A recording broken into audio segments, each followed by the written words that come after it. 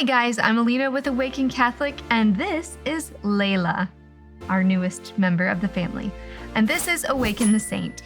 Today, I would like to introduce you to a gentlemanly man and a saint, Saint John Kemble. He was born in 1599 England and ordained in 1625. During this time, Catholicism was persecuted heavily in England, and so he and his fellow priests generally carried out their priestly duties in secret much of the time. A lot of his survival depended on the generosity and kindness of the landlord. In this case, he set up refuge for 50 years in Pembridge Castle under his nephew, Captain Richard Kemble. For years, he seemed impervious to the outside persecution. He was a gifted orator, and it's said that even his sermons were admired by some Protestants who heard him speak. However, he was falsely accused of being involved in a plot against the king. He was warned about his impending arrest, but declined to leave his flock, saying, "According to the course of nature, I have but a few years to live. It will be an advantage to suffer for my religion, and therefore I will not abscond." Kemble, now 80 years old, was ordered to be taken to London to be interviewed about the plot.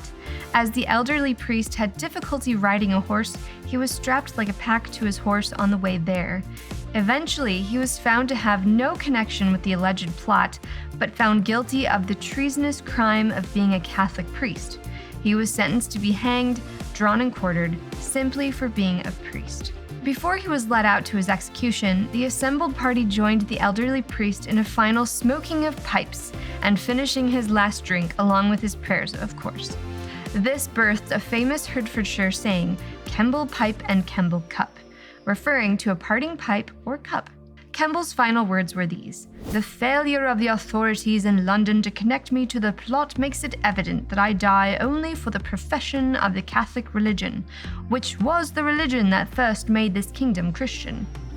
Kemble was allowed to die on the gallows before being drawn and quartered. His death was greeted with dismay by the locals who knew him.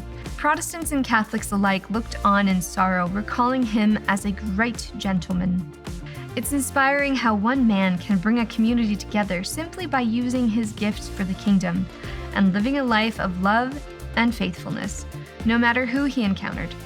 Let's be challenged today to tap into St. John Kemble's gentlemanly sainthood and offer our specific talents to our communities. Maybe you're a musician and have been too afraid to share your gift with your parish. Perhaps you're gifted in hospitality, so host a community gathering at your home. Whatever you do, do it for the love of God and neighbor. St. John Kemble, ora pro nobis. Thank you for tuning in to Awaken the Saint. Awaken the Saint is made in partnership by Spoke Street Media and Awaken Catholic.